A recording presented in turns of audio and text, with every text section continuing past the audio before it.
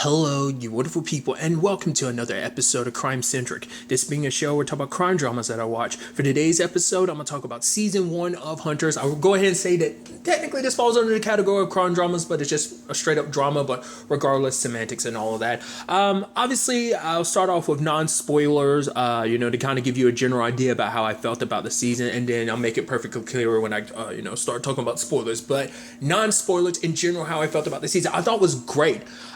I guess, I don't know, maybe because it's been a little while since I saw the trailer, I thought maybe there'd be a little more humorous side to this than there was. I mean, there was, but it was actually kind of a very heavy show, especially in the sense of, it's a weird comparison to make. There's like, because of how it handles the whole Nazi thing, it doesn't handle it in like a joking way. It's like, no, there's like a lot of heavy seriousness to it, like very like borderline Schindler's List type of vibe to it, especially when they deal with that. Like I said, there's other like comedic elements sprinkled in, but when it comes to that, they're very like, they hit you with kind of the feels of it. But in general, just like the kind of almost like moral complication that they find themselves in, I think it's kind of interesting because even though you're going up against someone just as evil as Nazis, that there is this moral complication of like what lines you're willing to cross. And I think that's such an interesting element, especially what like how that story plays for certain characters like Jonah, for example. So doing, what's right, the difference between what's right and what's wrong, and that line that's in between, how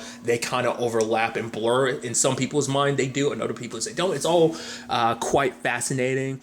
It's a cast of characters that you kind of like come to like really get to know and spend some time with. And obviously a lot of their histories are still kind of a little like, okay, you don't fully know their backstory, but you kind of get a better idea of understanding who each of the characters are and kind of why they're hunting Nazis. Granted, you don't really need much of a reason to hunt Nazis, but why this specific group of characters came together. And it's really interesting. Like I said, it's deep and very like not just heartfelt, but just like I said, it's heavy.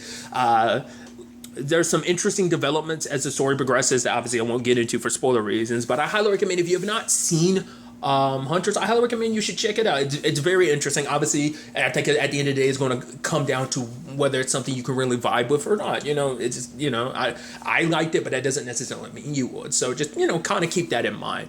But that's the end of my non-spoiler review of everything. Obviously, going forward, I will be going explicitly into spoilers, so you have been warned.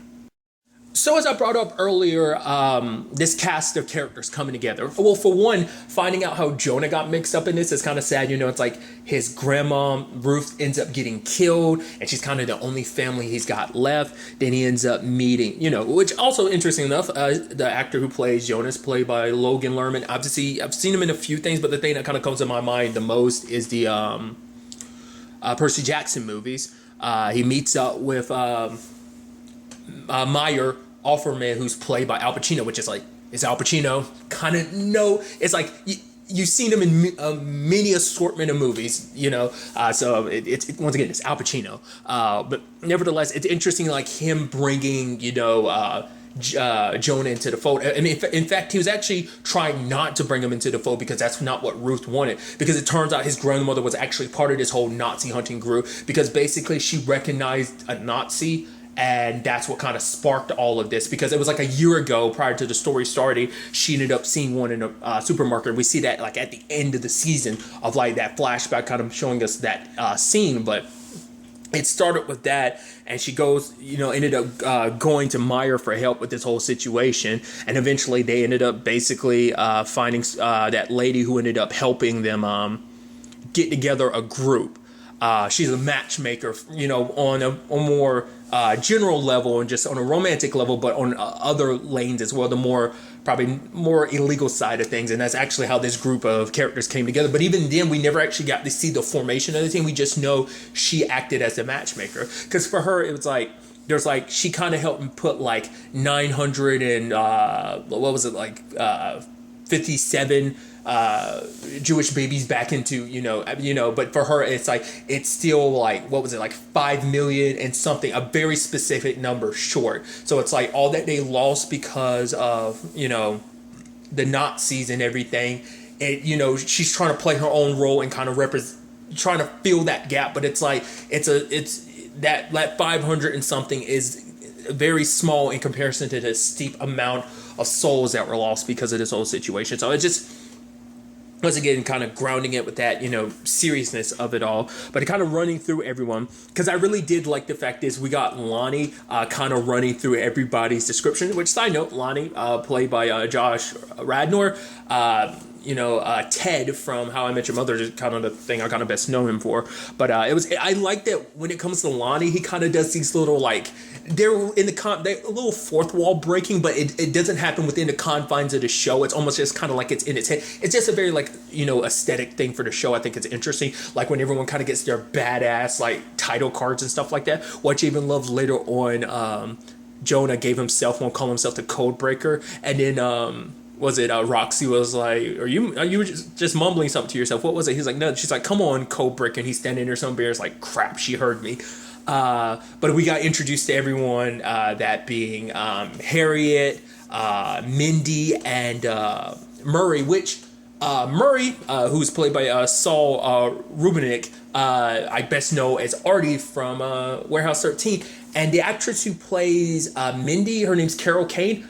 I meant to look into it, but I'm fairly certain, I could be wrong, but I'm fairly certain she played Oswald Cobblepot, aka Penguin's mom on Gotham. I could be wrong, but I'm pretty sure that's the same actress. But other than that, obviously, once again, Roxy, we get introduced to Lonnie, which is interesting having an actor on your team. Because I did like that little interesting switch they did at the end when, like, what was it? Jonah ended up introduced to the team, and it turns out they were actually all keeping an eye on him from the very beginning. Like when you just kind of you just like pan the camera over more or keep the camera in a spot for a certain amount of time, you would have realized it was him running into certain people, and like one of them being Lonnie. At first he was walking down the street and they were like, are you Lonnie Flash? He's like, yeah. And I'm like, oh, what is that? And it's like, oh, because he's legitimately an actor, which I would think Nazi hunting, that would kind of complicate things. Yes and no. It kind of causes problems later on for distraction, but still, it didn't come up too much. But, it kind of helps him being an actor and everything. So I thought that was pretty neat. It actually kind of reminds me of Leverage. It's kind of like Sophie was kind of, her being the grifter, but she's a great grifter, but she's a terrible actress. That was kind of her shtick. So it kind of reminds me of that a little bit. And then you also had the main man himself, Meyer. God, sorry, I butchered that a little bit. Oh yeah, a completely another asshole. Like, there's also Joe too, which was interesting. It seemed like Joe, they were setting him off to be kind of like, starting him off to kind of be like the silent type of man of few words. But then, like, pretty early on, we kind of got to see a different side of him, because there was that moment, like, Roxy ended up killing that, dude, the lady that surprised him, and like, Roxy had to kill her with like a broken off broomstick, but afterwards her hand was shaking, but Joe kind of holds her hand to be like, you should actually kind of be worried if you're not shaking, kind of saying that, like, if you're not shaking, that means you're kind of okay with the killing, and that's never a good thing, because he was in Vietnam, and so he saw a lot of stuff. Like I said, we never really got the ins and out of exactly like why everyone kind of joined this fight. I mean, when you look at the group, it makes sense, because all of the characters are Jewish, so it makes sense. But then, like, Roxy, it seems like it stems from, like, well, the fact of the matter is she wants to do good, because obviously she understands, because, like, obviously Nazis aren't fans of black people either, black people or gay people. So a lot of people in general. But the fact of the matter is, I think it's because obviously, like, her ex, is trying to, fight the power, here. And that was even an argument, because he was like, you shouldn't be putting your life on the line for anything else unless it's for your own people. But for her, it's like, what I'm doing. I'm fighting, like, for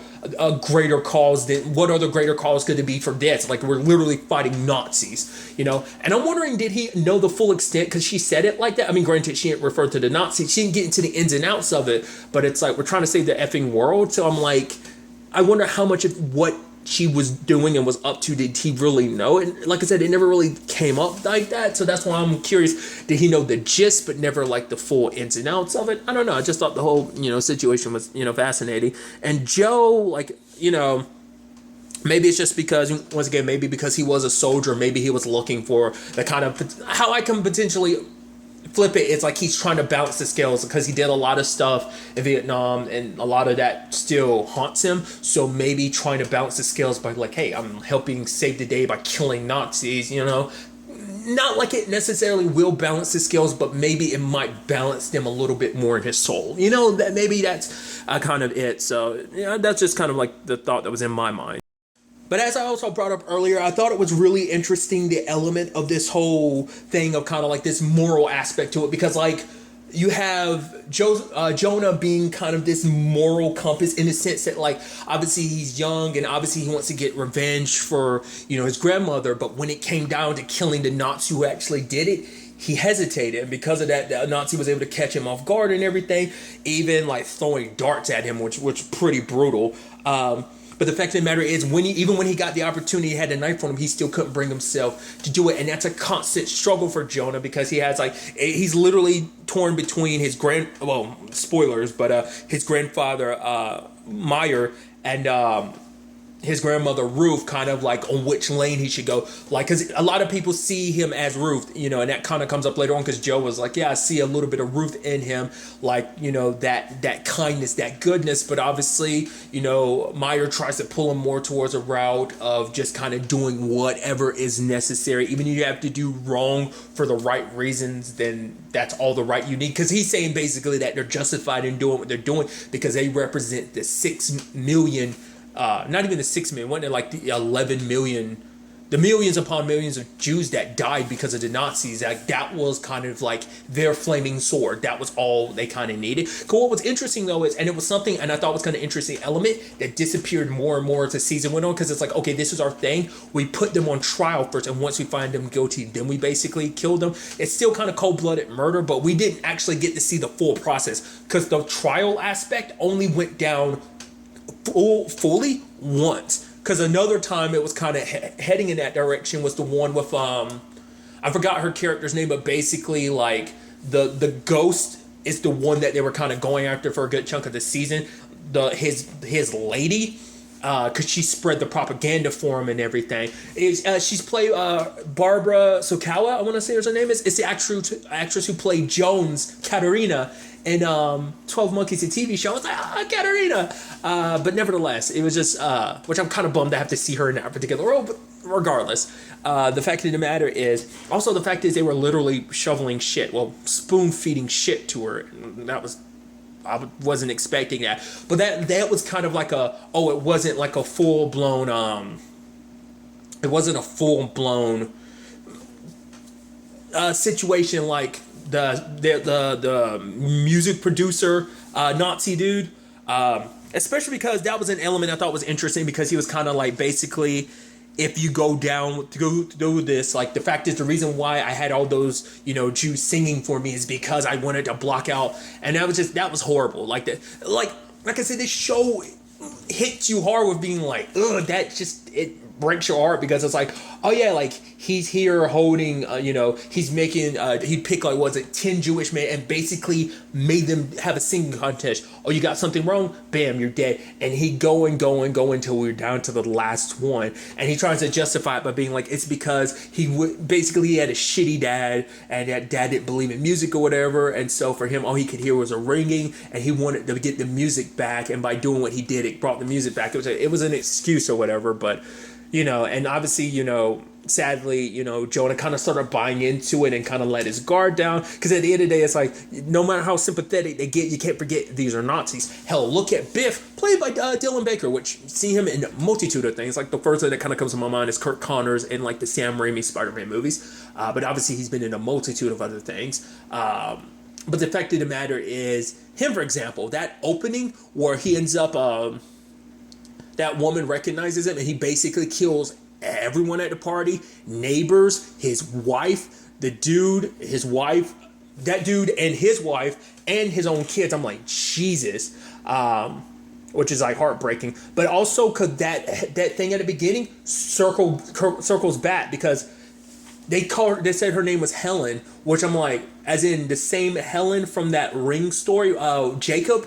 that's heartbreaking. Like, he wanted to marry her. I was like, oh, please don't let this turn sideways where it's like she's going to betray him or something. Like, it's like, oh no. I was like, but then like she was on the back, but he wasn't. I was like, is he just going to get her out? But it's like, no, he planned to get out too.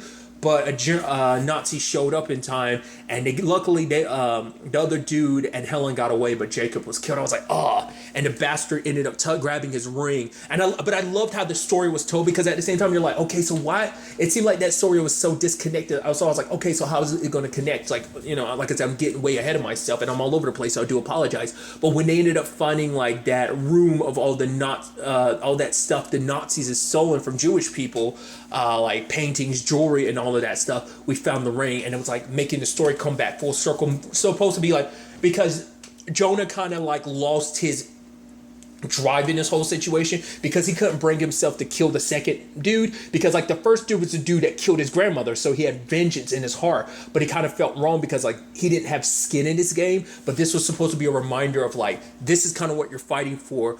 Everything in that room, that the lower levels of that bank were in that bunker where all that stuff was. All of that was the story of different people whose stories were basically cut short. And so it's like you're kind of doing it for them. It's a reminder of what you're fighting for. And I thought that was kind of a neat element to kind of bring Jonah kind of back in and make him realize, like, once again, like why he was doing what he was doing. I had actually talked about it earlier. I do apologize. Like I said, I am all over the place, but I just remembered because I didn't go over all the Lonnie ones that I thought were kind of great. The other one I loved was the fact is, what was it? It was the fact is that he was sitting next to that little girl, Yolanda, and it's like, oh, how do you know you have a Nazi? And it's like, oh yeah, like someone who does their hand in a 45-degree angle, and she's like, and he's a white man, and he's white, or he's white. And then like Lonnie says something else, and Yolanda's like, and he's white. And then Lonnie's like, Yolanda, not every white person is a Nazi. But she's like, but Lonnie, every Nazi is white. And it was like, well, these are some tips that might save you, kind of in the future. And I'm like, I love kind of like an advertisement it is. And then them turning towards each other and like high-fiving them, like moments like that where they kind of break it. Because even in that moment where it's like, what was it? Jonah, Cheeks, and Booty were all getting high, and it kind of turned into a dance number. But then like the attention got the hilarity just got like, oh, the wackiness is going on, was broken because like obviously he was kind of walking away from everything, but a reminder of his grandmother Ruth kind of was there, kind of like all that she went through, because that was the thing for him. It's like she literally survived, the camps. Everything related to the Nazis, just to live your life and then just end up at the end of the day, though, not just at first it's like he was the one that was kind of like, it's not like just a robbery. It's he knew it was something more. He knew it was personal. So I know that detective, I'm blanking on his character's name. Was it Deacon from King of Queens? I've seen him pop in a few things, but regardless. But nevertheless, getting back to what I was saying, like he felt that it was personal, so that was already bad enough. Like you go through everything you did just to kind of end up that way. I mean, sadly, that's a story that kind of ends up happening where it's like you've been through so much shit, and then it's just something that almost seems random that takes you out. It just seems like the world kind of giving you the middle finger. In this case, it was like she was literally killed by a Nazi. Like you came to the U.S. and you thought you'd be okay, and it's somehow a Nazi still ends up killing you. It's like, how fucked up is that, Especially when we dive into, stories like Mindy and Murray's, which is so heartbreaking because they kept referencing their son Aaron, and it's like, because they have 5 kids. They actually had 6, but their oldest, at the time they only had Aaron, and he died. And it's like, you figured it had to be something related to Nazis, and we end up finding out why, because he wouldn't let his son go. He was like, I promise I won't let you go. And the guy just shoots him just because. I mean, once again, it's like, what do I expect? These are Nazis, but it's still just like, like I said, it's a hard pill to swallow. It's like, it's one of those things of like, it, but it's just like, even though it's fictitious, it's just seeing it still just kind of, it just makes you feel, gut punch. And it's like the complicated thing of like, when they had him and they were trying to get their revenge. Interestingly enough, it's the actor who played Cassidy's son in Preacher in season 2. It was that same actor. But the fact of the matter is, it's like it's got to be that hard thing of like, for them, it's like you've been thinking about this. They said it for like 34 years and have your revenge right in front of you. But neither one of them can really bring themselves to do it because, like, it's like the moment they try to do something to it in their head, they're thinking about, like, oh, we do it. But then it's like he brings up their son, which even I was kind of thinking, like, I'm actually surprised he remembered their son because I was like, he's a Nazi piece of crap. So I'm like, he's not going to remember because it's going to be, and I thought that'd be something he kind of used against him. But basically in their heads, they're like torturing themselves because they're like, oh, what would your son think? It's like, oh, you let your son go. You promised you weren't going to let him go, but you did. So they're kind of being haunted by their own mistakes, which they made no mistakes in that regard. He's the monster in this case, and them trying to find a way to deal with it. And sadly, they never actually dealt with it together. That's the whole thing we'll kind of get to. Well, I'll go ahead and talk about it. Sadly, that's something, Mindy ultimately has to end up handling on her own, And that's sad, especially because it's like, oh, they had that wedding and everything. I was kind of scared it was going to get interrupted, but it never did. But even that thing of him thinking about that memory about Aaron and him holding onto his daughter's hand, and she's like, Amy's like, you can let go, and he's like, oh, like, and even Mindy noticing the fact that he said amen. She's like, in all this time, I've never, because you could tell pretty early on that Murray had kind of lost his faith, just because when they were going inside trying to like say some stuff for Ruth, only Meyer, Mindy, and Jonah went inside. Murray waited outside. I was like, oh, so you must not be religious. I kind of figured as much with that situation. That whole Murray and Mindy situation hits even harder just because, like, I don't know. Once again, it's just that thing of, like, you go so far and just for things to kind of end that way. It's just, you get to see them be so cute together. She having to remind him to take his pills and stuff like that. And he's just like, get off my back already. And she's like, oh, yeah, they're kind of like having your man treat him like a tile. Because once you've laid them out, they let you kind of walk all over them. And he's just kind of almost looking like, shut up. They're just like an old kind of, sweet, at odds married couple, and it's, you get to see that full family that they have, and just to see, things end like that. But there's that sweet thing of like, at the end he got to see his son, Aaron again, but for him, he wasn't the most religious person, but he was thanking the Lord for giving him, giving them this opportunity and making that happen. And it was like, I was hoping there was going to be a way out of that, but sadly there wasn't, so.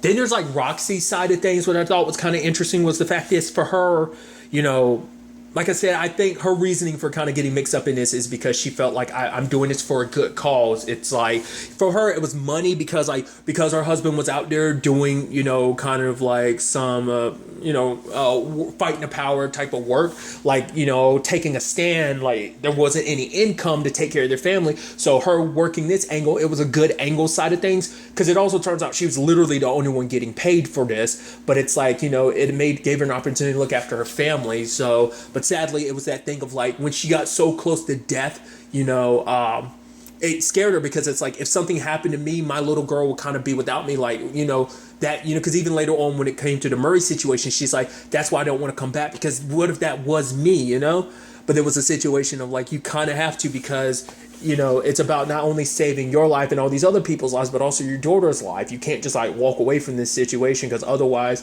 you won't be here with each other, So it is that complicated thing. Like I said, because you saw that fear in her because I think, because she even says it later on when she thought like, oh yeah, when she first fired a gun, she thought she was going to be a badass. Like, oh, anyone goes against me, oh, I'm going to shoot that motherfucker. But then like after killing that first Nazi with the bruise, like it struck a nerve of like, it didn't feel the way she thought it was going to be. She thought it would be a little, like a little maybe freeing or, she thought she'd feel like a badass, but she felt different. And it's like, is it like, does that ever happen to you? Does it ever, change, before the kill and after kill? But Joe was like, it's only after, like who you were before ends up disappearing and you kind of have to live in who you are after killing someone, And I thought that was such an interesting element, like, kind of circling that back to Jonah.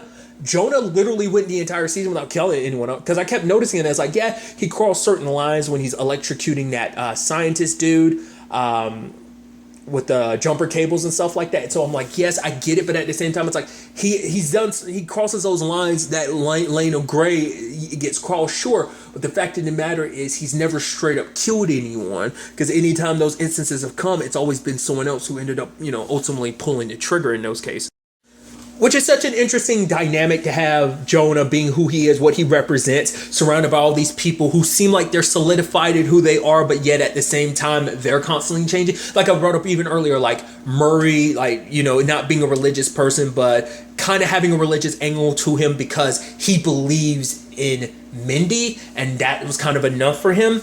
And then you take someone like, Harriet, which it seemed like she's so like steadfast in who she is. But in the beginning, you're like, wait, is she actually a Nazi in disguise or something? But it's like, no, she's definitely working for some other group. She definitely has her own intentions. But even like her grabbing that dude that, was relevant to Murray and Mindy, like even the way she went about that, I'm curious, like maybe she had plans on taking him to someone else for information, but by the time he kind of figures it out, it's like, honestly, this is too much trouble, might as well take him back to kind of gain some trust with the group back for me just kind of randomly taking him and bolting. So I don't know, I just thought that was kind of interesting, especially when we kind of dive into her history, finding out her real name is Rebecca and everything, and I'm like, and she goes to this convent and stuff like that. So I'm like, is this like some secret organization? Because we know she has ties to MI6, so part of me was like, is she still working for MI6 the entire time? Is that what that is? Or is it because of that convent because even the lady she ends up meeting later on, the scientist who's helping her, like, it's like, oh, it's someone she knows from the convent or whatever. So I'm like, okay, so either that became like an assassin type of organization who's got its own plans, or because the way they reference the queen later on, it's like the queen as in like the colonel, I didn't know, but or whether they were actually legitimate talking about the queen. So I'm like, it might be a thing of like, yeah, she's still rolling with MI6. She's making it seem like she's, kind of a free agent or something, former MI6, but it's like, no, she's still working with MI6, that this is all part of like their whole plan. Like what that is necessarily, we're still kind of in the dark about, but still. There's even moments between her and Lonnie I thought were kind of interesting, where like Lonnie was kind of doubting himself because he ends up talking about, yeah, and that's over there where my dad ended up calling me nothing. He even said like the Hebrew word for nothing, And you can almost see this look in her face being like, oh, I'm sorry that your dad called you. And she's like, you're a lot of things, Lonnie, but nothing is not one of the words I would use to describe you. So it's almost like it's like, oh, that's super sweet. And she was even the one, kind of giving him encouragement when he was inside. And he's like, oh, I can't do this. My dad was right. It's like, no, you're not Lonnie Flash. You're, Lonnie's real name. It's like, you're him. That same boy who proved his dad wrong, got out there and proved his dad wrong 20 odd years later. So be that person. And he was able to kind of sink into the role, which I also love that moment during the bank robbery. I'm like, wait, what? This ain't going right. And he ends up getting shot. I was like, wait, what? I was like, wait, what's going on? I was like, how did they set this up? And it's like, oh, their guns got switched. And I love her being like, all right, you're done. And he's still not moving. And he's like, all right. She's like, get up. She's like, oh, fine. And scene. And he gets up. He's all right, thank you. I'm like, you're just an asshole, Lonnie. Stop showboating with your damn acting skills. I love it. Obviously, I've kind of talked a lot, on our hero side, and obviously there's still a lot more to talk about on that. But let's focus on our bad. Well, let's bounce back and forth because I haven't talked at all about our bad guys. Interesting enough, which one of them is Travis, played by what's his name again? Is Greg.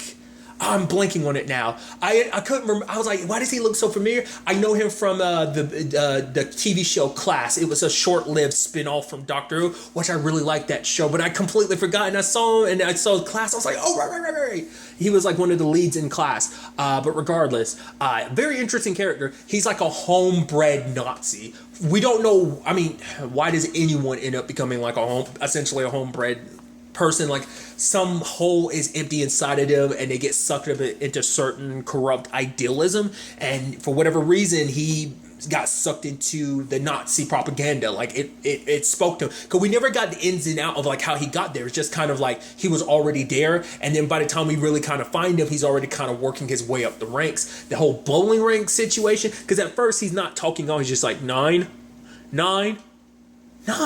when he gets the bowling shoes and just like bashing the bowling balls in people's faces and stuff like that. And then you kind of learn like, all right, so the Nazis are kind of moving political figures in certain directions because it's connected to a bill, because it deals with everything they got in their bag. Like planned for like something in South America, but they need sanctions lifted so they can get stuff through. So that whole side of thing, him meeting up with the colonel and everything, and like her sons, him like definitely telling that he was very like on edge from the start, because especially when they were kind of making fun of him and like, yeah, go be a delivery boy. He's like, ha ha ha ha ha ha ha. He's laughing, and then later on he's like, oh, delivery, just a delivery boy, just delivered a package. And we see 2 of their dead bodies back there, and you're like, okay. And I'm not surprised later on when he ends up killing. The moment that other dude Tobias started talking mad shit, I was like, oh, dude, he's going to kill you super hard. He really does. He slams your head. Well, he like karate chops you in the throat, slams your head into like the dashboard multiple times, choking you with the seatbelt and kicking you in the face. And then he does that sadistic thing where he's singing to you. They're like, because I think legitimately Travis is probably the scariest villain in the show. He's so menacing because he's got that evil, just bred evil, you know? Even like the fact he's singing when he's chopping up Tobias's body, that's some morbid shit. Like, dude is super morbid, you know? And there's also a middle finger because he ended up killing Booty. It's so sad because Booty had, Jonah's back, and he was like, no, I'm Jonah. And obviously later on, he finds out like, crap, I killed the wrong person. It's just like, oh, he's not redeemable in any shape or form. Like, they don't try to make him redeemable. It's like, no, he's a piece of shit. And it's just like, and he thrives in it. And because it's like, he's so, I mean, to be fair, it makes sense because he's so desperate to be, because he even makes it that point of like, he thinks like the Germans were weak. It's like, oh, like Hitler was 5'9", I'm 5'9.5", essentially saying like, where the Germans kind of failed, Americans are going to do it better, which is, that's a scary statement to say. But yeah, his thrive and need to be a part of that. And it kind of shows when the colonel is kind of like, I kind of expected Tobias to be here, but you're here, you're proving yourself to be strong, and kind of welcomed him aboard. It's like, because it is a thing of like, well, regardless if you're my kids, I mean, I don't know if those were actually even I don't even know if Tobias was actually her biological kid, because she was like, I trained them, I raised them. So it's like,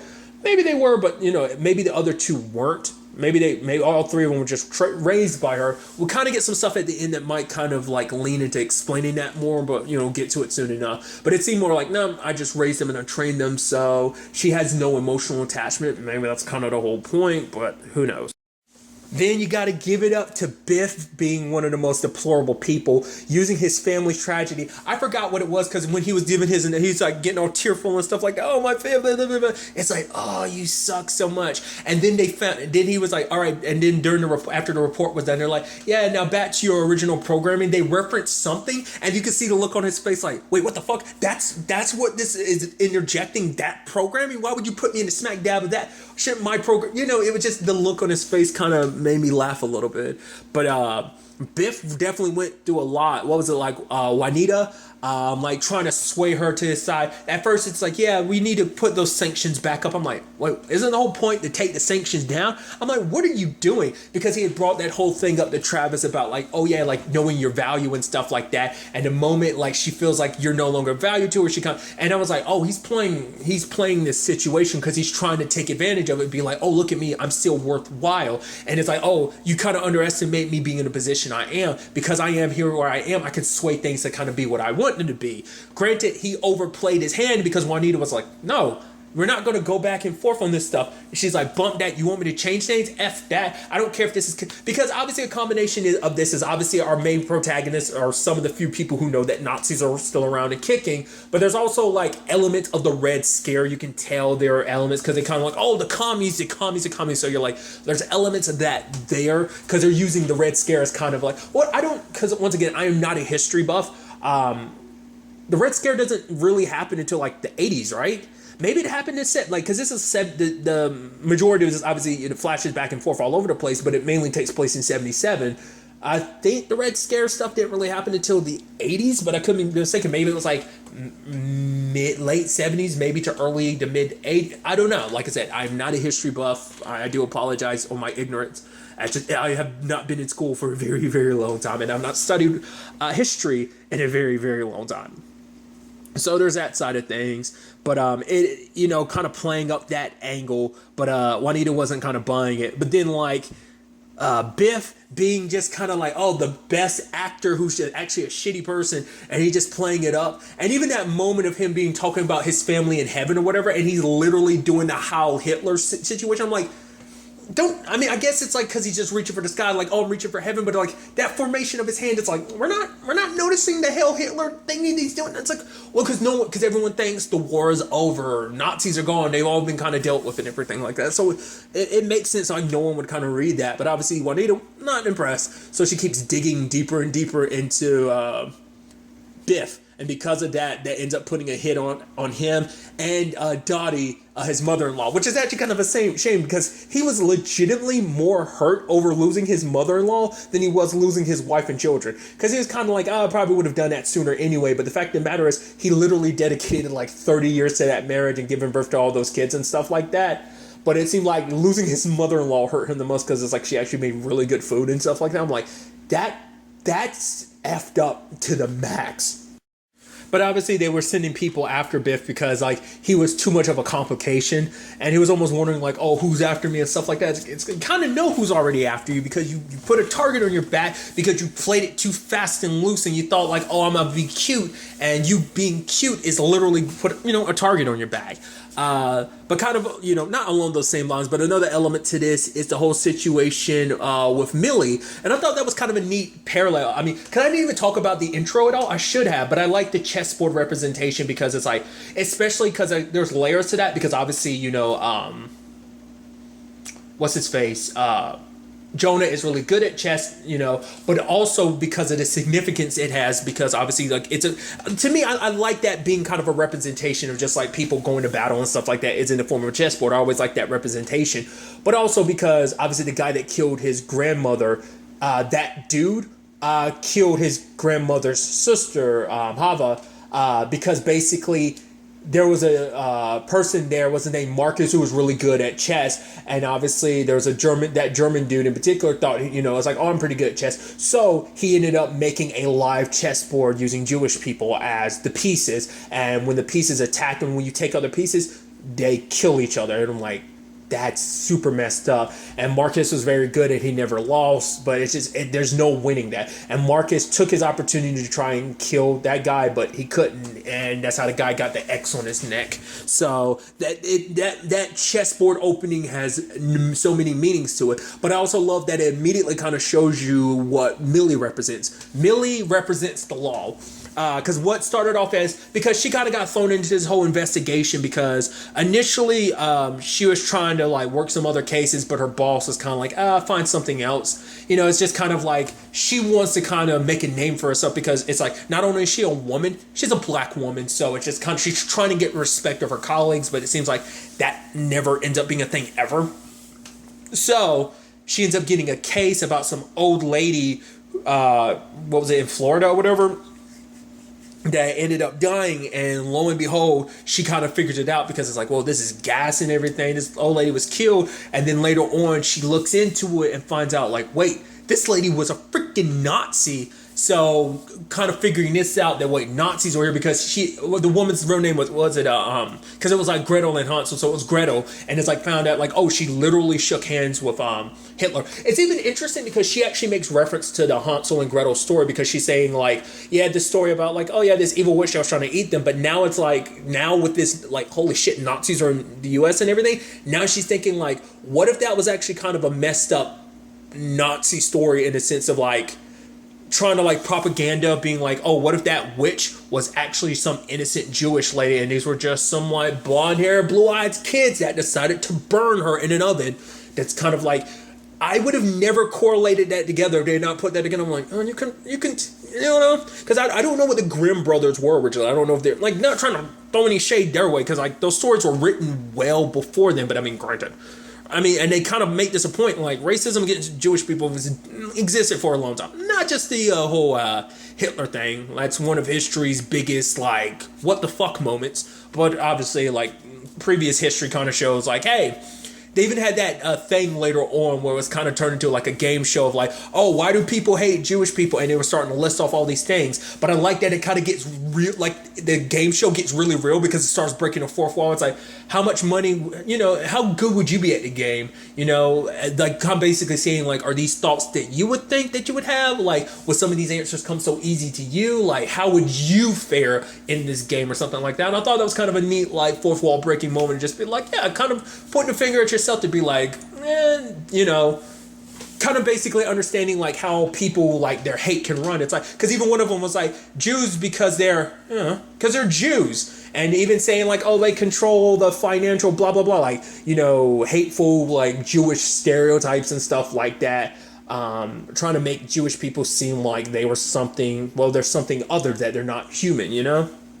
But circling back to Millie's whole situation, I like what she represented. She brought an interesting complexity to this because she was kind of supposed to be the moral high ground, because in the sense of like, yeah, you're killing Nazis. Yeah, these are Nazis. But at the same time, it's like, you still need to obey the law, which even leaves me, I will admit, it leaves me, like I said, I find the moral complexity of this whole show really interesting, because it's like, these are Nazis. It's like, they're killing Nazis. Should you really be interfering with them killing Nazis? But like I said, I'm talking in the confines of this fictitious show, not trying to make any real life parallels, but it's just from a moral standpoint. I'm like, okay, like, she's a cop, and it's like, you need to obey the law and everything like that, and I can get that. But even, also have to recognize there's also the whole complexity of, once again, you're black and you're a cop too, so that, especially you're a black female cop in the 70s, so like that adds even more complications to the whole situation, because she tried to like get Jonah out of this early on, because she could understand why he did what he did, but it's like, I'm trying to help you out, you got to do the right thing.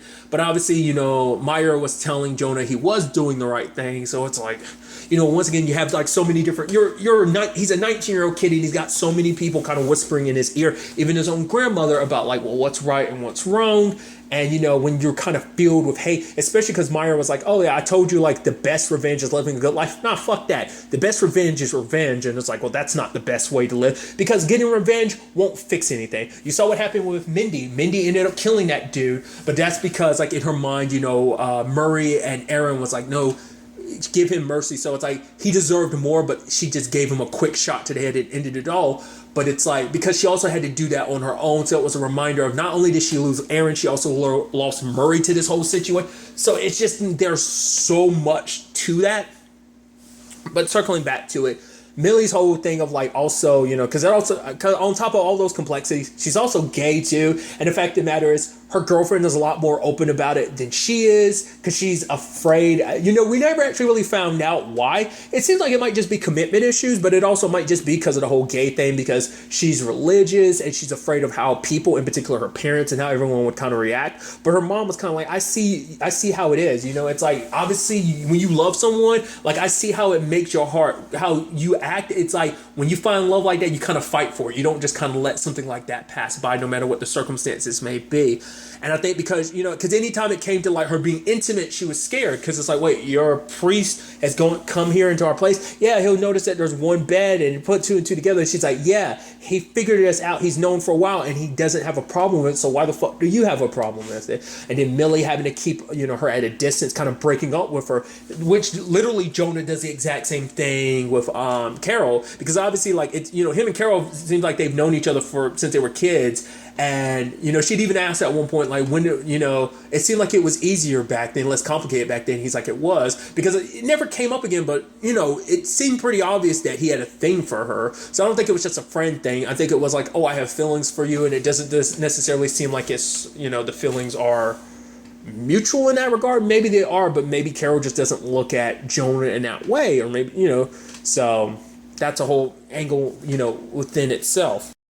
And then circling back to the whole Millie thing too, because it's like, all right, on top of all of that, also your mom's dying too. It's like, you can understand the complexities of the situation she's in, because she's trying to dive deeper into this whole, Nazi thing, especially because like, she ends up getting the crap beat out of her in the bathroom, because someone's like, yeah, stay away from this, or you don't want to get the people that you care about mixed up in this. And it showed a picture of her and her girlfriend together. So it's like, all right, she could be in danger. I need to keep her safe. But kind of meeting with that dude who basically did a report on Meyer,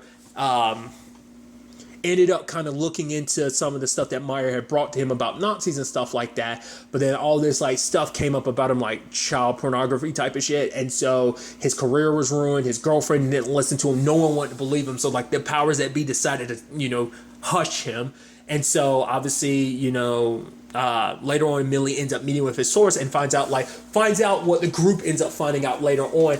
And I feel like I vaguely knew this whole thing because they end up bringing it up later on. And like, actually, this was kind of true. Is that basically some Nazis were brought to the U.S. because they were scientists. So it's like, why let that genius go to waste? And because I know certain shows have kind of hinted to that, like Timeless there was an episode dedicated to that whole complicated thing of like, this guy's a terrible person. He's a Nazi, but he brings some he plays a pivotal role in human history in general on a technological level, but definitely on the U.S. level, because they obviously talk about the fact of the matter is the reason why the U.S. won the space race is sadly because of Nazis. And it's just like, to be fair, this isn't just a U.S. thing. Obviously, U.S. kind of plays a pivotal role in this particular example, but it's like, sadly, a lot of human history is built off of like some terrible, terrible shit. It's just kind of like, history's kind of like, literally, kingdoms are built over,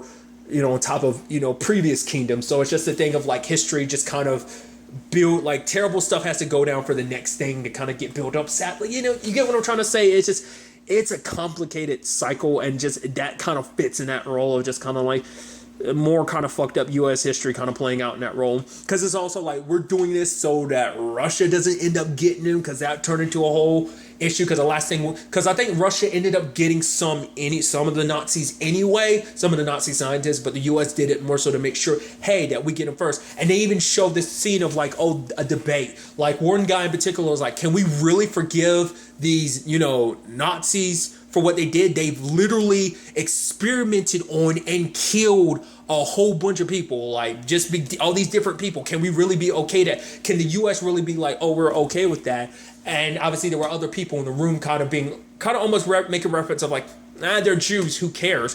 Which is kind of a point that kept getting resonate throughout the episode, throughout the show, where like Meyer was kind of like, we're Jews, no one cares, So it's like, geez, And they made a point to be like, yeah, that really actually kind of fucked up, but that really happened. Granted, obviously it was a hyperbolized thing. It was a fictitious, who knows? There's probably historically conversations kind of laying that out. Maybe, I don't know if official records like that exist. Maybe they do. But I'm sure even though words weren't there, maybe the words weren't exact, but it is a situation of like, that did happen. Whether those was the exact wording, it still happened regardless. That is really history. So once again, kind of showing you that, obviously, if I don't think anyone believed that history was all smiles and rainbows. No one believed that, but it's just kind of reminding you, in case for some odd reason you did believe that history was nothing but smiles and rainbows, let me jab it into your heart a little bit, like how terrible and shitty humanity can be, So I know that's very pessimistic of me, because it's obviously a large group, but that large group doesn't represent the whole, It can feel like that, sadly, but that is not the case, Because obviously there are plenty of people who go their entire lives never being Nazis, so you got to, so that's kind of something to, keep in mind, but still. This is just my brain acting the way it is. You remember, there's that guy that, Jonah and Harriet went after. He was a dude that basically drowned Jewish people in like seawater. That dude, you know what actually makes that situation even more like not ironic but kind of fucked up even more is just the casting. That particular actor, he played Jiminy Cricket on Once Upon a Time. Which obviously Jiminy Cricket representing a conscience and everything, and and that to me is such I was just thinking about that, and it just seemed like extra fucked up when you think about it, and obviously the casting wasn't done on purpose. Maybe it was, but I doubt that, but that's just me like reaching, but I just think like when you think about that casting, it's actually kind of like ironic in a very fucked up way. But the thing is, like the whole thing about like him as well as the like last Nazi, the one who ended up, being that scientist they all thought was dead, but in actuality he was alive. He was the one that basically helped the U.S. get to the moon and stuff like that. it's a whole thing of like these people got to come here and live lives. It's kind of they got to kind of experience and like live the glory that is the American dream after you helped slaughter so many people. And that was even something Jonah had said at one point. It's like no more excuses of like, oh, you were following orders, you did this and that. It's like you made a choice, you knew the evil of it, and you kept going. Hell, there's even like that character from the bank, played by John Noble. I was like, holy shit, John Noble. But the fact of the matter is, he was a guy that he wasn't directly involved with the Nazis, but he profited off of it because basically the Nazis use his bank as kind of a way to kind of, handle his Swiss bank as a means of handling their money. But basically, it turns out like literally his bank was built on top of like a bunker, and in that bunker was all that treasure that was stolen from Jewish people during World War II and everything. So it's a thing of like you literally profited off of people's suffering, which obviously he tries to throw it back at Meyer, like, where did your money come from? Like, oh, your money isn't, no money in the world is without a little dirt. He's like, yeah, but there's a difference between blood and dirt. Fact of the matter is, blood's not so easy to kind of wipe off the money. He's like, basically, it's kind of if you washed hard enough. Ended up killing himself later on just because it like he knew like the ramifications that would have came down the pipeline for him. Finding out the fact is that he ended up talking. So. But like I keep bringing up, the whole aspect of Jonah's story in a sense that like, it's like every time he kind of takes a step closer to the darker side, he does seem like he kind of walks it back a little bit because obviously he's riddled by guilt about, Booty's death, his grandmother's death, and even eventually, Murray's death. It all kind of weighs on him because he starts thinking like it's all my fault because it was actually a story that Meyer had told earlier on about the wolf and everything. Like the wolf was torturing him and stuff like that for 9 hours. He's like, in that one time I let out one scream, but I refused to let out any other because I wasn't going to give him the satisfaction. And he ended up wearing himself out. There was a hammer within reach, but he didn't kill the wolf when he had a chance. And it's like so much suffering ended up going down like that. It's actually kind of sad when you actually break it all down when it's like, oh yeah, because like basically the wolf became fascinated with Ruth because she stood up to that one German soldier, pressed her head against the gun, which that saved that woman. And the guy that later on shows up that's like, oh yeah, like Ruth's final will and testimony, like I'm here to kind of read the will and everything. His wife was that woman that was saved. So it's like everything kind of coming full circle like that in many different regards. But, Meyer's decision not to kill him that day had ramifications. The fact of the matter is Meyer ends up talking about like this moment where he couldn't kill Ruth because she was like, kill me so you don't kill these other innocent people. But one after another, he killed these innocent Jewish people, and they ended up being 11 people. And the whole point was because it's something that Ruth had talked about. The fact of the matter is, in his own twisted way, the wolf wanted to be Meyer because he saw the way, like it's once again, it's so messed up. The fact is he wanted, Ruth's attention. It's like he wanted her to love. He wanted her to look at him the way she looks at Meyer. So he was so desperate to kind of tarnish that image and to break him. And when she did, that 11 people he killed, it broke him. What kind of the light that shined in him so brightly that refused to be broken, that same light that shined when the wolf was torturing him, it was broken and turned into nothing but darkness, and that kind of led to a wedge between him and Ruth because of that, so it's like the wolf ended up ultimately winning anyway.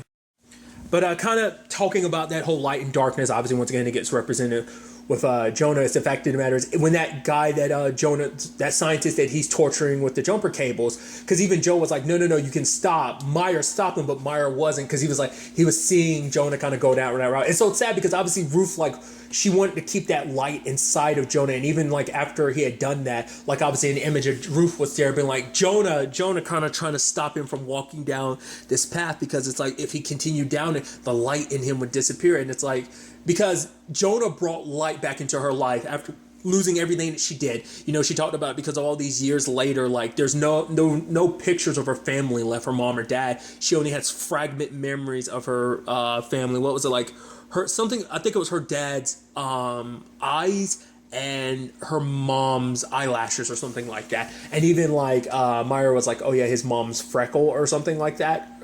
But it's like, after her daughter had died, it's like the only, like, she felt empty, but having Jonah back in her life, it she found that light again, and she was going to do whatever it took to protect that light. That's why she didn't want Jonah mixed up in this world. She wanted to protect him from this, and that kind of meant even keeping, Meyer away from him. But at the same time, the conversation made it seem like it was hard to really decipher who was who, because Murray had made a point of like, well, who's to say that your grandmother didn't want it that way for him to be away because of the darkness in him? She didn't want that to kind of taint the light that was Jonah, because she saw, but she made it seem like in the conversation, Murray made a point to kind of stay away. It's like, even when your daughter died, you never reached out to me. Why not? This is your grandson and everything. Like, why didn't you reach out to me? Which we'll kind of get to all that later on.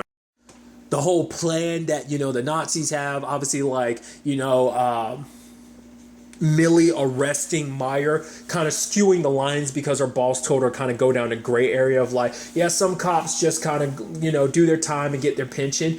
Other cops kind of fudge the lines, kind of get what they need to and become great agents. So it's like, which one are you going to be, Millie? So she ends up scrubbing that line and ends up arresting Meyer. But it's like, all right, let's get on the same page. He tries to, at the end of the day, tell her like, okay, what's up? She didn't want to listen to him, but shit went down. The power went down, a whole bunch of looting, a lot of people getting hurt. Obviously, the train, luckily because of Jonah and Murray, they were able to get all the passengers away from the train car and when it exploded, because that is what got Jonah, because it was like he felt like I ran away again, because with his grandmother, it's like that happened because when the guy showed up, I was afraid. I was frozen. I didn't do anything. When it happened to Booty, it was because I was kind of running away from like anyone kind of getting in contact with me, and because of that, Booty was like, which I meant to bring this up. The actor who plays Booty, I'm blanking on his character's name now. I should know because the show's back and everything for its third season. But as Good Girls, I even binged seasons 1 and 2 recently, but I'm blanking.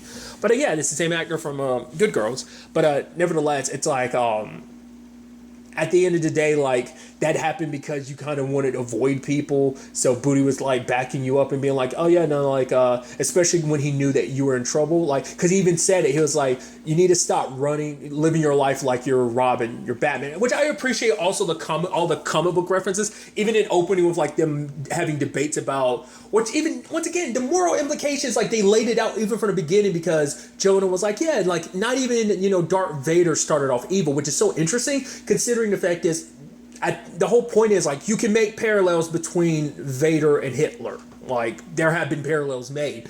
He's kind of like, because people do make reference to him being essentially space Hitler, but the fact of the matter is, it's like the whole conversation of like, oh yeah, Hitler didn't start off evil. And I think maybe that's the point too, that Jonah has that perspective, but obviously like when it becomes more impactful of like, oh, that's a movie and everything, it's like, oh, this is real life, these are fucking Nazis. It's like, well, the fact of the matter is your boy Darth Vader wasn't always good. You kind of make such a point of it at the beginning, but the fact of the matter is it's kind of like, he's not 100% evil because this isn't what he always wanted. But like the fact is Jonah doesn't have that same response when it comes to the Nazis, once again, because it's different. It's not something comic book. It's not something in a movie. It's real life, and that's what makes all the difference. So, these moral dilemmas you might have for fictional characters don't apply when it comes into the real world, when it has real world implications and stuff like that. So I think they kind of handled that very nicely. How I didn't really even think about that till just now, until like how they kind of set that up at the beginning, and how that like trudged that element of, once again, morals and what's right and what's wrong, and they trudged that alone being a main force behind this season.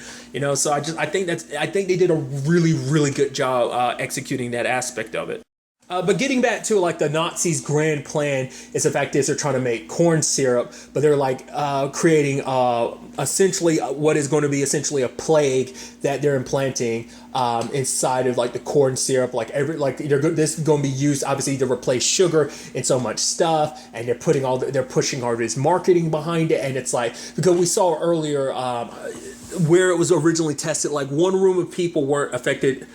Maybe because they didn't get they got like placebos, they didn't get the actual sample. But you go to the other room, it was nothing but dead kids, which is kind of, and then that lady walks out with a big smile on her face. It's just like, oh God, it's just like I said, it's just like a bummer of just like it just hitting you. It's like when you kind of feel a little down, it gotta hit you a little bit more. Once again, like, kind of getting hit with the hard facts of reality type of situation, and just kind of like, how evil people in the past were, and just how sadly evil humans can be capable of being, But I did like the fact is that, for one, Lonnie got himself out of that situation. I wouldn't have expected that because even Joe later on was like, how'd you get out of that? It's like he pretended like he had a bomb and luckily everything kind of got timed out at the same time. I even love when like Mindy kind of broke up when he was trying to like talk to her. And he's like, Mindy is like, okay, for now on I got to listen to more what people say. Now, what did she say? Something about, the whistle. It's like, no, wait, to seal the whistle. Right. It's like, God damn it, how do you seal the whistle? Like,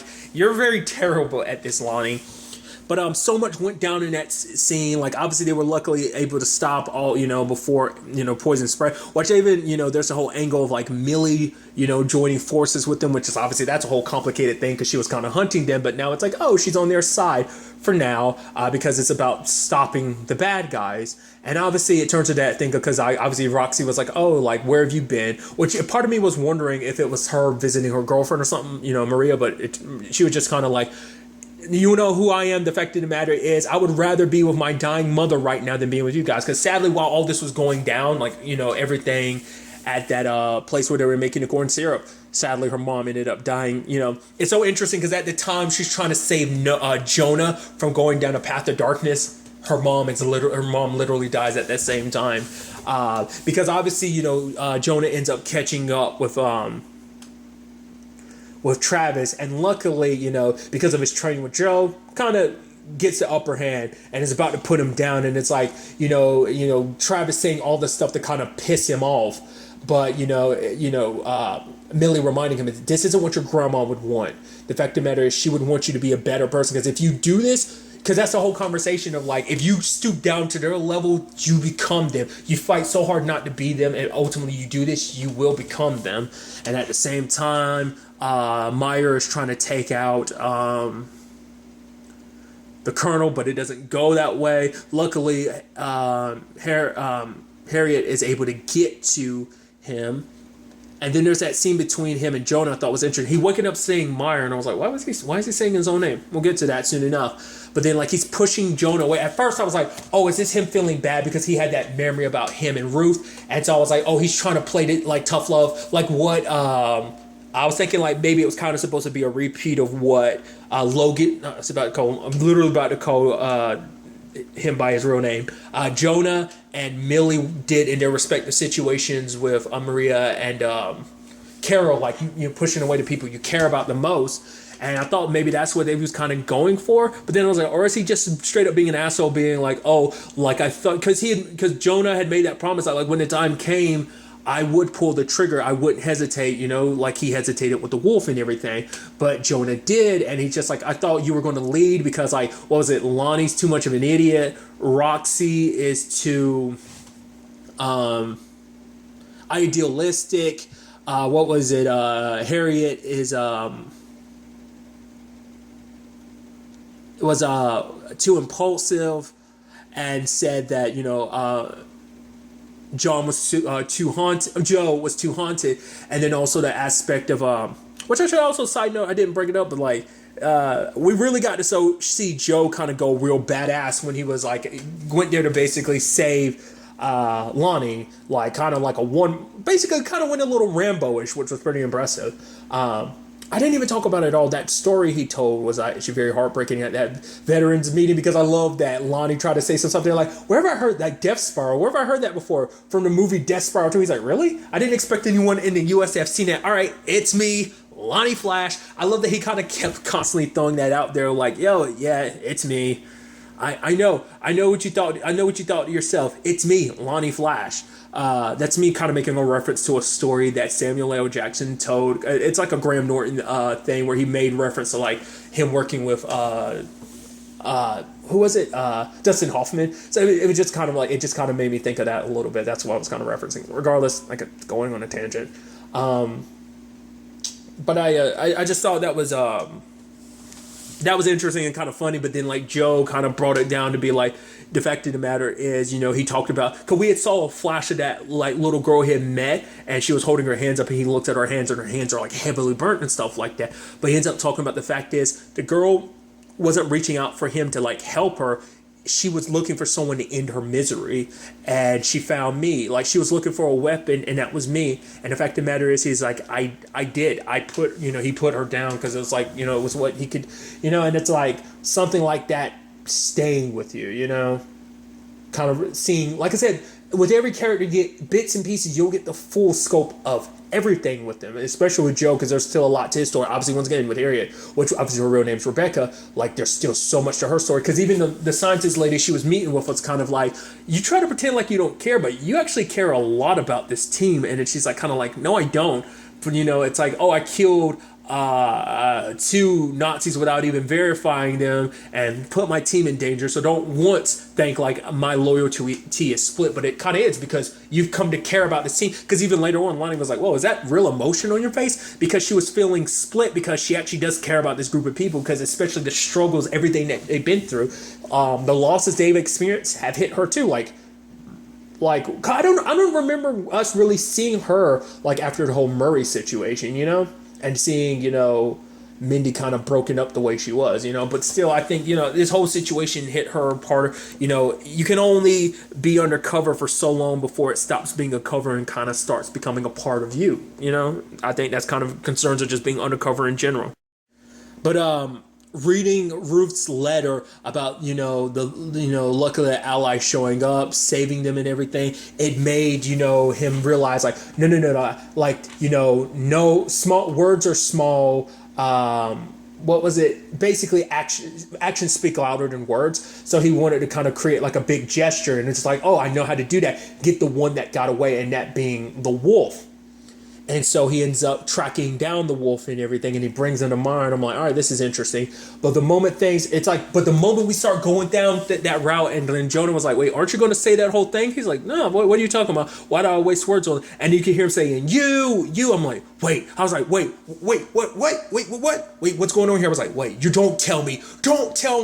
And then like Jonah starts speaking again. He's like, no, why didn't you say the thing? He's like, saying what thing? It's like, no, the thing you said, it's like, oh yeah, like reading it, like saying, I don't remember the Hebrew word, but essentially it was like this, like prayer. And he's like, oh, why would I say a prayer to him? It's like, you said that to my grandmother. And it was like, you're the fucking wolf. And then my brain starts going off on firing on all different cylinders, because I'm like, okay, my brain starts going like, so are you actually the wolf and you're actually Jonah's grandfather, or is Meyer actually Jonah's grandfather? You're just, because at first I was like, did Jonah actually bring his own grandfather? Like, that's what I started thinking. I was thinking like maybe that's what that was going to correlate to be. Not the case at all.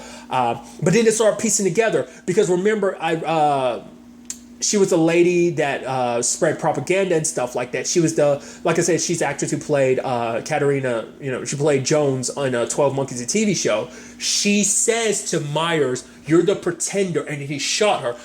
My thoughts at that time, I was like, what the hell was that about? Obviously, he's covering something up. At the time, I was like, all right, so it must mean it's because I thought like basically he kind of turned on other Jewish people while he was in a camp, which it kind of plays into the story, because like the whole killing the 11, granted that was with different circumstances, but I thought it was more so like his hand was forced and he had to pretend like to be an ally, but he was actually an enemy the entire time. That's what I thought was going to go down that route when she said that. But now with this, I'm like, oh my God, because like we learned that obviously, the ghost, he ended up getting plastic surgery to look completely different, and obviously the same thing, because it turns out the guy that Jonah had brought to him was the surgeon and everything. And then it kind of pieces together like, oh, like the fact is the way he was so able to easily kind of fix up your scar on your arm, very medical professional like, and everything, and start piecing together. I was like, holy shit. I don't know. I'm actually really curious to find out how people felt about that twist. I loved it, because I was like, holy shit. What? Because it's like, dude, this is like, what? Meyer's been a Nazi the entire time, but I was like, then I was like, so what the hell was the whole point? Because like I said, I was still thinking like maybe he was Jonah's actual dad, like the wolf was Jonah's dad, because I was thinking like some like sexual assault type of situation of like Meyer wasn't the dad that the wolf was because something happened. That's what I was sadly thinking. And then I started thinking like, is that why you've been taking everyone else? Because you were like, oh, the hunt, like this is supposed to be his, it's your legacy and everything. I was like, is that because you're actually trying to say like it's his legacy on your side of things? But then I was like, wouldn't Ruth have known that you, but then it's like, oh, because he got the plastic surgery and everything, because it's like, because Jonah starts thinking back to it, it's like, Meyer left on November 4th. That's looking at the records. That's the same time the wolf escaped prison and disappeared. He actually killed Jonah's grandfather. And sadly, Ruth never knew. Because when she actually met up with him a year ago, you know, he kept a distance from her because he wanted, like, he kind of, you know, felt he wanted to kind of give her some semblance of peace of being like, oh, maybe Myers is out there somewhere, not, you know, because like I said, in his own twisted way, he cared so much for her, you know. So, and that's kind of sad because this entire time, like, technically Jonah got to know his grandfather because Meyer knew him. I mean, the wolf knew Meyer like no one else did, you know? So his personality and everything could be true to who Meyer was, but at the same time, because even Jonah's like, but you're a Nazi, you're not even Jewish, you're not a Nazi, because it's like, once again, like, why are you leading this charge? Because it's that complicated thing of humans can change when given a chance, so it's like, should you give people a second chance? But once again, he's a fucking Nazi, but then he's like, I'm not a Nazi, I didn't agree with their ideology, the fact of the matter is they gave me power and position, so yeah, but it's like, no, it's literally like John Noble's character, you turned a blind eye. It doesn't matter whether you believe in ideals or not, you still went along with it. You tortured and experienced, you tortured his grandfather, Jonah's grandfather, the real Meyer, for 9 hours. And it's like, you can't, you forced his hand, made him choose between the woman he loved and killing 11 innocent people. It's like, you know, it's like, but for him, he, you know, pretending to be Meyer for so long and having to get the surgery and everything, once again, you go undercover for long enough, it becomes who you really are. And it's so true in this case. He started studying the Jewish faith. So it's like that, he went deep dive into this whole situation. And it's like, that's messed up on so many different levels. Like no one having any idea that he was the Nazi that he was, you know, it's like, holy crap. And obviously Jonah's in this complicated thing of like, well, what do I do? He's like, for the fact of the matter is the hunt is mine. It's not yours, the wolf. The fact of the matter is it's mine because it was Myers, my actual grandfather, and my grandmother's and mine. This is mine. And he's like, oh, you can't, you, the boy who couldn't do anything before, like, what makes you think you can kind of take this now? Obviously Ruth is in his head, you know, his conscience telling him like, don't do it. Don't do that. But when the time comes, he ends up shooting him. I was like, are you going to walk away from it? He pulls out the knife and stabs him. And then later on, he ends up dropping the bomb on everyone. Obviously, Joe taking it the hardest. Because, you know, because I think probably like Meyer probably kind of like this job and everything gave Joe new purpose and new hope. And it's like Meyer being the one that did that kind of shattered him a little bit. And it's like, it's sad because Murray will never know the truth about that. And it's like, holy shit, dude. Because basically it means the foundation of everything they've built, they've been working towards has been based on a lie. It's like, yeah, they might have done good work, but it's all been under the guise of subterfuge because, you know, because at the same time, it's like, the reason why the wolf was pushing Jonah so hard like that is because the fact of the matter is he wanted Jonah to kill him because it's like once he did that, it meant that you were ready, that you can take over the hunt, that continue, which is almost effed up because it's like, oh, you're continuing my work, but it's like, no, I'm continuing my grandmother and my grandfather for them and not you who was pretending. Because obviously that's got to suck more because it's like the man who put your grandmother and your grandfather through so much, you've been hugging on him, calling him your grandfather and cherishing him as being like the only family you have left. It's a little sickening and like severely fucked up in the grand scheme of things. Which that's a lot to kind of deal with. So we have all of that. Then you have the situation with Millie, the whole Biff thing, arresting Biff because it turns out her boss was one of the people that was in the room because he worked under the dude. What was his name? Carmel? Whatever the home dude's name was. He was one of the people that was in the room setting up this whole like, oh, let's bring the Nazi scientists to the U.S. to kind of work for us. Millie's boss was in the room when those deals were made, and it's like this entire time you knew about what was going on. Granted, I don't think he knew the full extent because anytime he kept learning more and more about it, he knew about Nazis being there and kind of making it seem like she was a little crazy, like, oh, where's your evidence and everything? But it's like, oh, like you knew, but now it's a whole situation of because of that, like he didn't recognize what the Nazis, because that's the whole problem. Like, you let them into your backyard, and because of that, you didn't realize what they've been planning this entire time. But because of that, well, because in this particular case, because Millie's boss was also responsible for getting, Biff's records completely wiped and basically making him disappear, which that led to an interesting conversation between him and Millie about the whole thing of like, oh yeah, like America's like, you want to say that we're the racist, but look at America, like the fact of the matter is they hate you just for who you are, just because of your skin color, which is like, you really have any room to judge, Mr. Mega Racist? But the fact of the matter is, it just turned into this whole thing of him being like, oh, we could have, put on a Southern accent and like saying like the very derogatory like word being, which initials are PM. It's like, we could have been allies if you weren't a porch. So I'm like, Jesus, dropping that word, that was super fucked up. But the whole thing, I mean, once again, what am I surprised? Fucking Nazis. That's always the response to this whole situation. I can't believe they are fucking Nazis, so. But it is a thing, kind of sad that at the end of the day, he was able to get away and he finds his way to Russia, which obviously we know there are Nazis in Russia too. I'm assuming that they're still kind of laying low, or maybe they're kind of a little more out front. We don't know. You would assume maybe not, just because everyone in the U.S. doesn't know. So it's kind of just assumed like, oh yeah, the Nazis are dead, which they're kind of alive and just thriving, scattered all around, not just the U.S., but all over the place. So that's a whole element to it. But the fact is that Biff ended up getting away, and like I said, he's in Russia now. I was kind of hoping like at the last minute he kind of get what's his.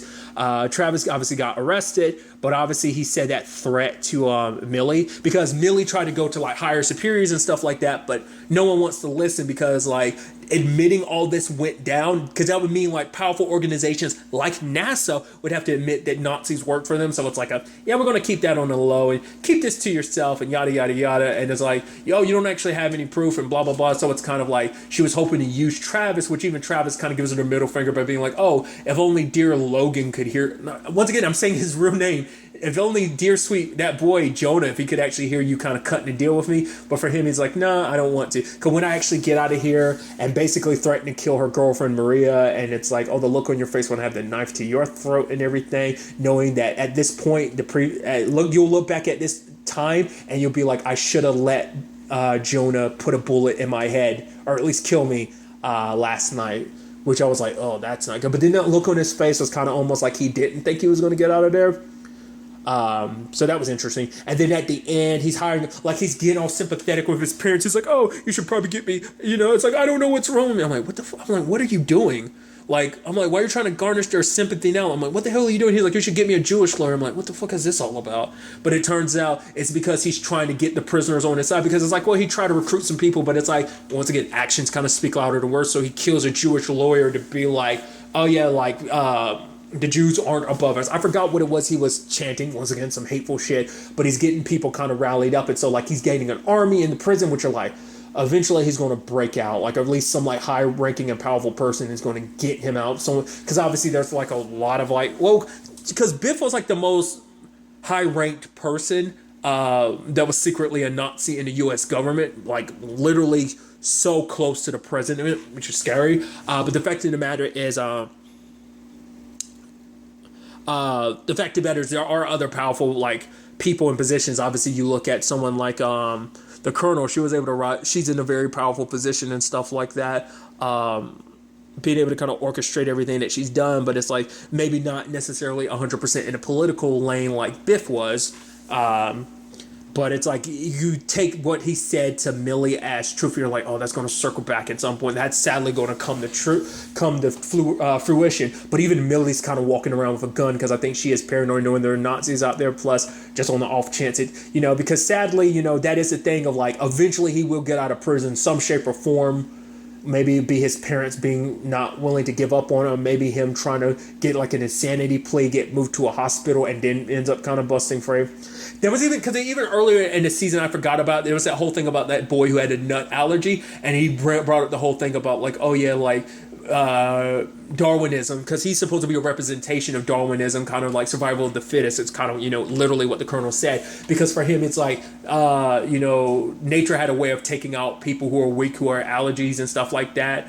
And it's like, that basically this nut was going to be basically nature taking its course if it ended up killing her son, that whole morbid situation. But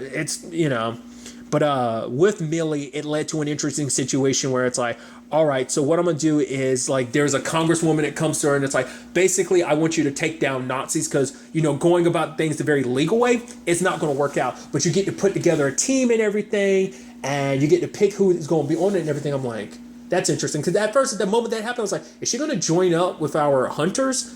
But, will she kind of join, like, bring the hunt to them? Or, like, will she bring the hunt into the fold? Or is she going to get her own team? Like, what's that all about? Because she even talks about the fact is, like, the congresswoman was like, think about it, like, a black woman and a Jewish broad being the ones that kind of ended up being the nightmares to Nazis. It's like no more, kind of give you the funding you need, but this is going to be like a super secret, like, task force, essentially. So I'm like, okay, that's going to be interesting. And obviously there's everything, because obviously they think Joe left, packed his bags and stuff like that, but it's like, no, someone snatched up Joe. And I was like, okay, does this have something to do with his past? But it turns out not to be the case. And like I brought up way earlier, like Harriet had, I think I'll call her Harriet the entire time, right? Yeah, it is. I think, yeah, but she gets that phone call and everything, and it's like, all right, like, once again, whoever she's working for has their own plans with this whole situation. They're taking out the Nazis because it's like, yeah, I think it's because they're trying to create a power vacuum where they can kind of step in and thrive. Like I said, it seems like she might be straight up playing MI6. It's like, that's what I can only assume, that this is like everything. So it is a thing of trying to put Europe back on the map. It's like, the Queen and everything. The Queen, like I said, I think they were referencing the Queen as in the Colonel was dead, but also referencing legitimately the Queen of England. But all that, and then you had the whole situation with, like, her bringing a dossier to everyone, because obviously for Jonah, the hunt isn't over, because it's like, yeah, we stopped one plot, but there's so many Nazis out there, so we got to be prepared to step it up into this and kind of deal with them. So obviously Lonnie's sticking around. So is obviously Harriet, well, Rebecca. What I think is interesting too is because it's like, what about the boy? And it's like, you'll know soon enough, which I'm like, was this all kind of some secret recruitment? Because obviously it's like they're doing stuff for MI6, quote unquote MI6, if it turns out to be MI6, without them realizing it. So it's like, but what's the purpose? Like, why are you taking such an interest in Jonah? Like, are you thinking of recruiting him? But there was also part of me wondering, like, I was about to say, I don't think it's going to be something like that. I was thinking, like, not unless we end up finding out that, I don't know, I was about to say, like, not unless this has something to do with his mom, that his mom's actually alive, but she kind of faked her death or something like that. I don't think so, but I was wondering if it had something to do with that. The conversation never came up about his dad, though. So it could be a situation that his dad might be, like, an MI6 agent, or, like, maybe it has something to do with that. Because that was a conversation they kind of kept steering away from the entire time. Like, obviously there's a complicated thing of, like, oh, this is your grandfather, but, like, his mom got brought up in conversation, like she died, but it's like we never really found out about dad. Maybe they mentioned it, but I feel like I don't remember them mentioning it even once. I thought it was interesting too that, like, Roxy would go alone just because she has a kid and everything, but I guess she recognizes the danger that's here. So it's like, if we don't deal with this situation, like, leaving, she's probably going to leave her daughter with her ex while she deals with this. But I expect her to kind of say something about it, but she doesn't. But Jonah's like, we got to do this. And they're planning to go to Europe, obviously that kind of being part of, Rebecca's plan and everything. So, on top of all of that, we get the ending where it's like Joe gets brought to, and then lo and behold, oh, who's alive? The Colonel. Not surprised. I figured, like, that whole situation wasn't going to kill her, so obviously she's still alive and well. And then we kept seeing in the final episode, the season finale, there's that kid running around bouncing the red ball. Well, we find out it's not just one kid, it's multiple kids. And then, like, seeing all that, I'm like, are those supposed to be Hitler youths? Like the perfect, like, oh, blonde, blue eyes type of situation? Seems like it kind of is. But they're running to the table, and because she's even telling Joe, like, oh, you look like a new beginning tomorrow or something. I'm like, did you bring Joe here because of his training and stuff like that, because of experience? You're trying to get him to train the young Hitler youths. And then lo and behold, who walks out? Fucking Hitler. So it's like, okay, so we're definitely going alternate, like fictional history. Obviously the show is very fictional, but it's like, I don't know, straight up suggesting that Hitler has been alive this entire time. In fact, he is alive. So which I'm assuming like, okay, so those are all his children. Which I'm wondering, those other three, were they supposed to actually be Hitler's kids, or are these supposed to be like, oh no, these are actually Hitler's kids? I didn't even talk about it because like Rebecca's wanting them to hunt down like some of like legitimately the Knights of the Round Table, but the Nazi edition, like kind of like some high-ranking people who are kind of spirited away before shit really went down. But now it's like, all right, so it turns out like Hitler's still alive and Joe's there having dinner with him and the young Hitlers and everything. I'm like, hell of a way to end off a season. At the time of me recording this, it is unclear whether or not Hunters is coming back for a second season. To be fair, this season literally dropped technically last night because of, you know, when I'm recording this, but technically now because it's early in the morning, technically 2 days ago, semantics. So it'll probably be a little while before we get any news, you know, analytics and stuff about, you know, how well the show did. But I'd be really excited to see what they do with the season 2, especially if season 2 went like, you know, international, like what that would look like. Especially there's been major shifts in the team because they think Joe is kind of just left, but obviously not knowing that he's literally being forced to train Hitler Youth. So now it's just the four of them, which obviously, you know, Harriet, or rather Rebecca's kind of got her own, you know, part to play and stuff like this. And obviously what this means for Jonah, having going down more that darker route, you know, maybe the light in him is dimmed, but it's like, I walk into darkness so others are able to walk into the light, you know, fight for the light, but having to do it from the darkness, you know. So that's an angle I'm curious to kind of see, you know, and also once again, kind of learning a little bit more about everyone's background, maybe a little bit more about Roxy, obviously more about, well, Rebecca, obviously more about Lonnie. I even brought it up, like, you know, potentially, you know, stuff about Jonah in particular, his father and everything. So we'll see.